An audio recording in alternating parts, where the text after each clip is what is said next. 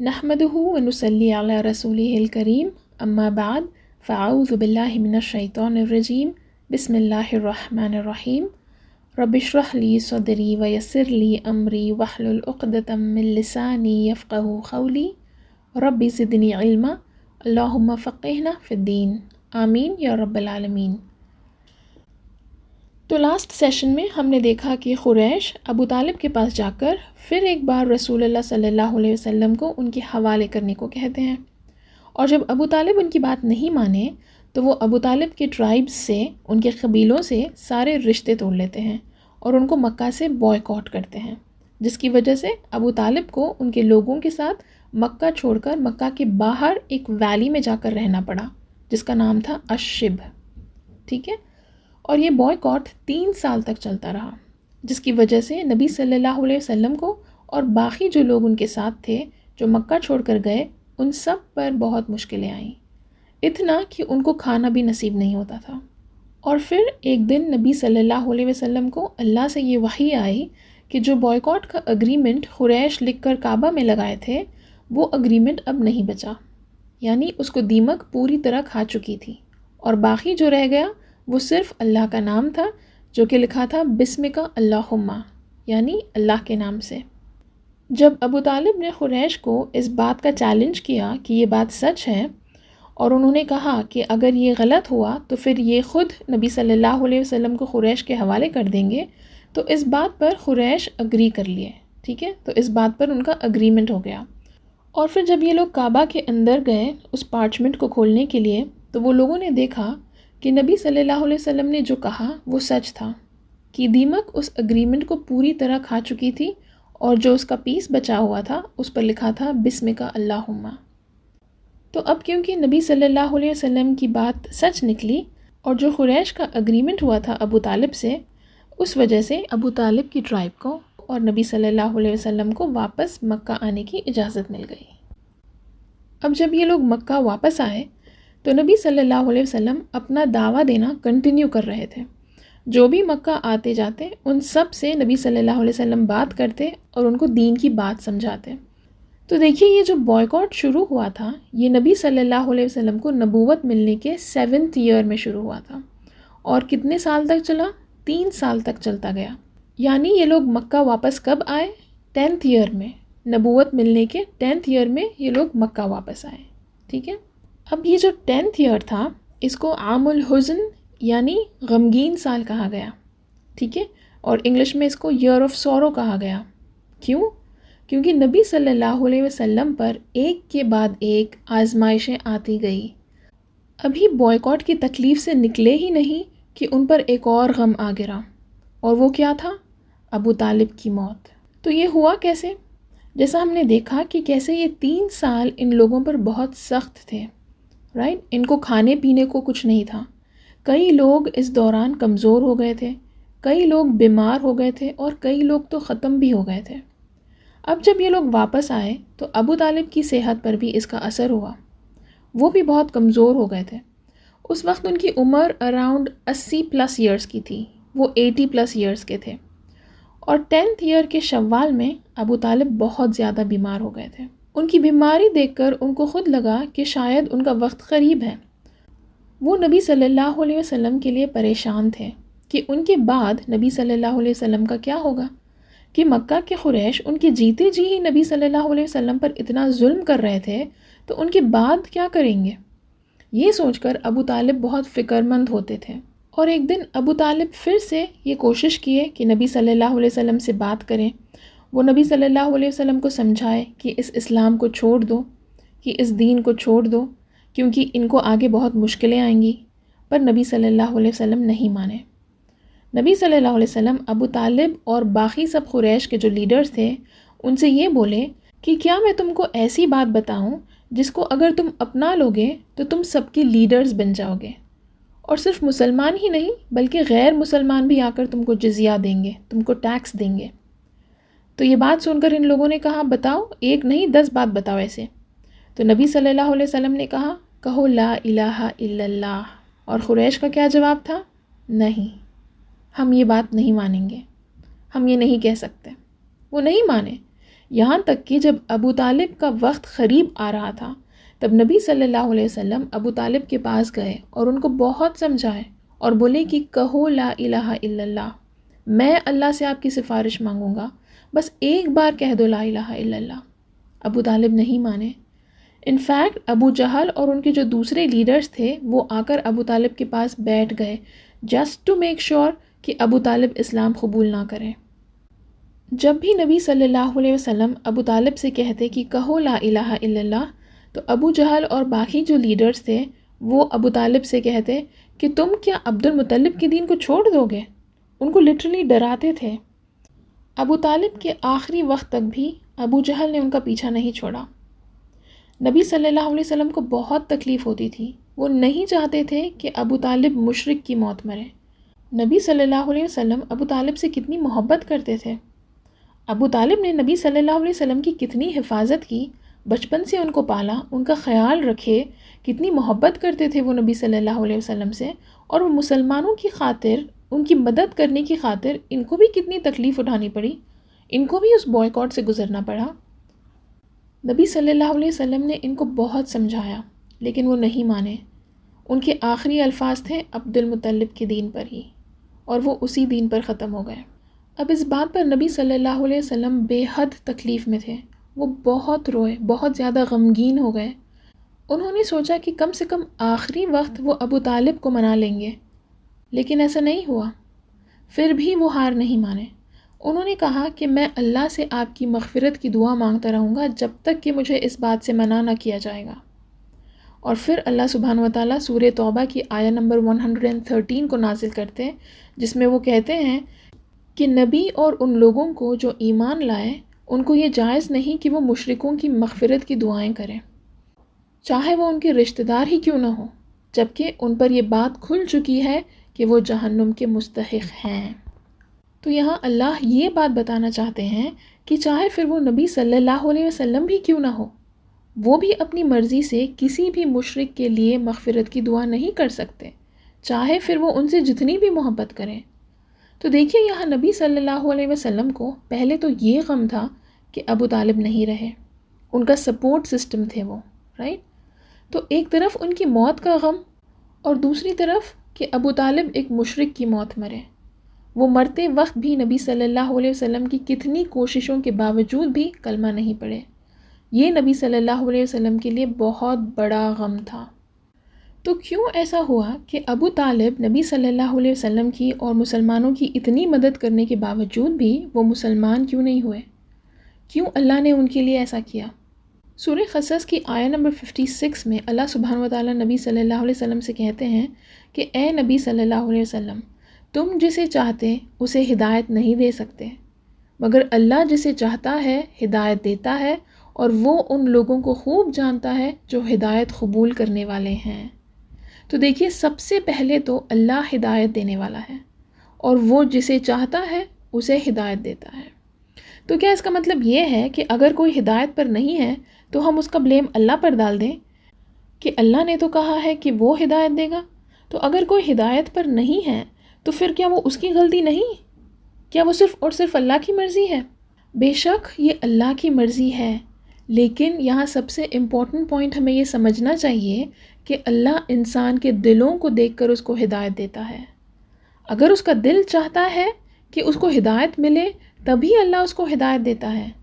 اگر انسان کے دل میں یہ خواہش ہی نہیں ہے کہ اللہ اس کو ہدایت دے تو ایسوں کو اللہ ہدایت نہیں دیتا۔ اگر کسی کو اللہ کی حقیقت جاننے کے بعد بھی اس کا دل اللہ سے غافل ہے تو ایسے دل کو اللہ ہدایت نہیں دیتا۔ کسی نے ایک بہت خوبصورت بات کی ہے کہ ہدایت بڑی حیا والی ہوتی ہے، وہ ایک نہ ایک بار ضرور آ کر دلوں پر کھٹکھٹاتی ہے، لیکن اگر اس کو اگنور کیا جاتا یعنی اس کو دھتکارا جاتا تو پھر وہ دوبارہ کبھی نہیں آتی۔ تو ابو طالب کے کیس میں بھی اگر ہم دیکھیں تو کیا ابو طالب کو اللہ کی آیات نہیں ملے؟ کیا اللہ کے سائنز نہیں ملے؟ آف کورس ملے۔ ان کے دل کو یہ بات معلوم تھی کہ نبی صلی اللہ علیہ وسلم جو دین پر ہے وہ سب سے بہترین دین ہے، جس کا انہوں نے ذکر بھی کیا تھا۔ ان فیکٹ جب نبی صلی اللہ علیہ وسلم نے ابو طالب سے کہا کہ اللہ نے مجھ پر وہی بھیجی کہ وہ جو بوائیکاٹ کا اگریمنٹ تھا کعبہ میں وہ اب نہیں بچا اور اس کو پوری دیمک کھا چکی ہے سوائے کہ اللہ کا نام اس پر، تو یہ بات سن کر ابو طالب نے کیا کیا؟ وہ خود جا کر قریش سے بولے اور ان سے یہ چیلنج کیے کہ یہ بات سچ ہے، لیکن پھر بھی وہ اللہ کے دین پر نہیں آئے۔ انہوں نے اپنی آنکھوں سے دیکھا تھا کہ وہ پارچمنٹ جو تھا وہ پورا ختم ہو چکا تھا سوائے اس کے اوپر جو اللہ کا نام لکھا تھا۔ انہوں نے یہ بات نبی صلی اللہ علیہ وسلم سے سنی اور اپنی آنکھوں سے دیکھی۔ کیا یہ ان کے لیے کافی نہیں تھا؟ کیا یہ اللہ کی آیات نہیں تھے؟ اللہ ان کے سامنے کئی آیات لے کر آئے، لیکن جب ابو طالب سچ جانتے ہوئے بھی سچ کو اگنور کیے اور وہ خود اپنے دین کو چھوڑنا نہیں چاہتے تھے، عبد المطلب کے دین پر ہی رہنا چاہتے تھے، تو پھر اللہ ان کو ہدایت کیوں دیتا؟ رائٹ؟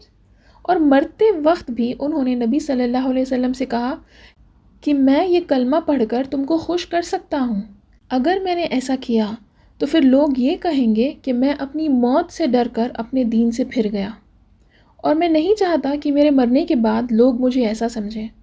تو دیکھیے یہاں ابو طالب کو اللہ سے زیادہ لوگوں کی فکر تھی۔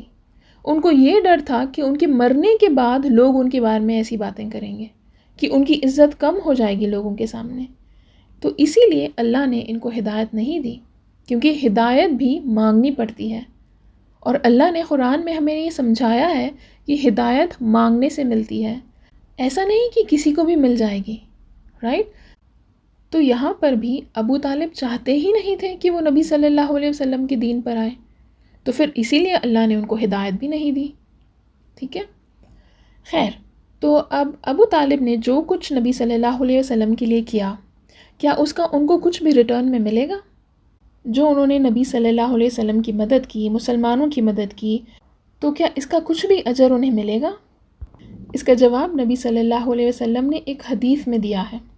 جب عباس رضی اللہ عنہ جو ان کے چاچا تھے، انہوں نے نبی صلی اللہ علیہ وسلم سے پوچھا کہ جو کچھ ابو طالب نے آپ کے لیے کیا ہے اس کے بدلے کیا آپ ان کے لیے کچھ بھی فائدہ مند ہو سکتے ہیں؟ تو نبی صلی اللہ علیہ وسلم نے جواب دیا کہ ابو طالب جہنم کے سب سے کم عذاب والی جگہ پر ہے، اور اگر میں نہ ہوتا تو وہ جہنم کے سب سے گہرائی میں ہوتے۔ تو یہاں نبی صلی اللہ علیہ وسلم یہ کہہ رہے ہیں کہ انہوں نے جو کچھ بھی نبی صلی اللہ علیہ وسلم کے لیے کیا اور مسلمانوں کے لیے کیا، اسی کی وجہ سے وہ جہنم کے سب سے کم عذاب میں ہیں، یعنی کہ کیونکہ انہوں نے نبی صلی اللہ علیہ وسلم کی اور مسلمانوں کی اتنی مدد کی، ان کا عذاب کم کیا گیا، لیکن وہ جہنم میں ہی ہیں۔ تو اب جب ابو طالب کی پروٹیکشن نبی صلی اللہ علیہ وسلم پر نہیں رہی، کس نے ان کی پروٹیکشن کی ذمہ داری لی؟ مطعم بن عدی۔ ریممبر مطعم بن عدی کون تھے؟ یہ ان 5 لوگوں میں سے تھے جو بوائیکاٹ کو ختم کرنا چاہتے تھے، جس کے بارے میں ہم نے لاسٹ سیشن میں بات کی تھی، رائٹ؟ تو یہ انسان مسلمان نہیں تھا اور نہ ہی آگے مسلمان بنا، پر پھر بھی اس نے نبی صلی اللہ علیہ وسلم کی پروٹیکشن کی ذمہ داری لی۔ اب ابو طالب کو گزرے ہوئے اراؤنڈ 2 مہینے ہی ہوئے تھے کہ نبی صلی اللہ علیہ وسلم ابو طالب کے غم سے ابھی نکلے ہی نہیں تھے کہ ان کے اوپر ایک اور بڑا غم آ گرا، اور وہ کیا تھا؟ خدیجہ رضی اللہ عنہا کی موت۔ ابو طالب اگر نبی صلی اللہ علیہ وسلم کی فزیکل پروٹیکشن کرتے تھے تو خدیجہ رضی اللہ عنہا ان کی مینٹل سپورٹ تھی۔ ان کا گزرنا نبی صلی اللہ علیہ وسلم کا بہت بڑا لاس تھا۔ کہا گیا ہے کہ نبوت ملنے کے 10th ایئر میں ہی رمضان میں خدیجہ رضی اللہ عنہا کا انتقال ہوا۔ وہ اس وقت 65 سال کی تھیں، 65 ایئرس کی تھیں، اور نبی صلی اللہ علیہ وسلم 50 سال کے تھے، 50 ایئرس کے تھے۔ خدیجہ رضی اللہ عنہا نبی صلی اللہ علیہ وسلم کی زندگی میں اللہ کی رحمت بن کر آئی تھی۔ ان کا نبی صلی اللہ علیہ وسلم کی زندگی میں آنا اللہ کی بلیسنگ تھی۔ وہ نبی صلی اللہ علیہ وسلم کے ساتھ اپنے زندگی کے 25 سال گزار چکی تھیں، اور خاص طور سے وہ کروشل وقت جو نبی صلی اللہ علیہ وسلم کو نبوت ملنے کے جو لاسٹ 10 ایئرس تھے، یہ وقت جو انہوں نے نبی صلی اللہ علیہ وسلم کے ساتھ گزارا، وہ بہت بڑا سپورٹ تھا ان کے لیے۔ اور یاد ہے ہم نے پہلے بھی اس کا ذکر کیا تھا کہ خدیجہ رضی اللہ عنہا ایک ایسی عورت تھی جس کو اللہ نے جبریل علیہ السلام کے ذریعے اس دنیا میں سلام بھیجا۔ تو پھر سوچئے کہ اللہ کی نظر میں خدیجہ رضی اللہ عنہا کا کیا مقام ہے کہ اللہ نے ان کو سلام بھیجا۔ سوچئے کہ یہ کتنی بڑی بات ہے۔ اور یہی بات کافی ہے یہ جاننے کے لیے کہ خدیجہ رضی اللہ عنہا کیسی عورت تھی جس کو اللہ نے سلام بھیجا تھا۔ خدیجہ رضی اللہ عنہا کو ام المؤمنین کہا جاتا ہے، یعنی مدر آف آل بلیورز۔ نبی صلی اللہ علیہ وسلم نے خدیجہ رضی اللہ عنہا کے لیے کہا ہے کہ جب کسی نے مجھ پر یقین نہیں کیا، خدیجہ نے مجھ پر یقین کیا۔ جب سب نے مجھے جھوٹا کہا، تب خدیجہ نے میرا ساتھ دیا، مجھ پر بھروسہ کیا۔ جب لوگوں نے مجھے غریب بنانا چاہا تو خدیجہ نے مجھے اپنے مال کا حصہ دار بنایا، اور اللہ نے مجھے خدیجہ کے علاوہ اور کسی بیوی سے اولاد نہیں دیے۔ خدیجہ رضی اللہ عنہا نبی صلی اللہ علیہ وسلم کی زندگی میں ایموشنل سپورٹ کے ساتھ ساتھ سکون بھی لے کر آئی تھیں۔ یاد ہے نا جب نبی صلی اللہ علیہ وسلم پر پہلی بار جب وحی نازل ہوئی تھی، تب نبی صلی اللہ علیہ وسلم کتنا ڈر گئے تھے۔ ان کو تسلی کس نے دی؟ خدیجہ رضی اللہ عنہا نے۔ انہوں نے نبی صلی اللہ علیہ وسلم سے کہا کہ اللہ آپ کو مایوس نہیں کریں گے۔ وہ نبی صلی اللہ علیہ وسلم کی ہمت تھی۔ وہی نبی صلی اللہ علیہ وسلم کو ورقہ بن نوفل کے پاس لے گئی تھیں۔ انہوں نے نبی صلی اللہ علیہ وسلم کو اس وقت بھی سپورٹ کیا جب نبی صلی اللہ علیہ وسلم کو خود پر بھروسہ نہیں تھا۔ وہ ہمیشہ نبی صلی اللہ علیہ وسلم کے لیے ایک اسٹرانگ پلر رہیں، اور نبی صلی اللہ علیہ وسلم نے بھی خدیجہ رضی اللہ عنہا کے رہتے ہوئے کبھی دوسرا نکاح نہیں کیا، نہ ان کو کبھی اس کی ضرورت پڑی، کیونکہ خدیجہ رضی اللہ عنہا ان کے لیے سب سے بیسٹ بیوی تھی۔ صحابہ سے یہ پتہ چلا کہ جب خدیجہ رضی اللہ عنہا کا انتقال ہوا تو نبی صلی اللہ علیہ وسلم اتنے غمگین ہو گئے تھے کہ وہ کئی مہینوں تک نہیں مسکرائے۔ کئی دن تک وہ خدیجہ رضی اللہ عنہا کو یاد کرتے ہوئے روتے تھے۔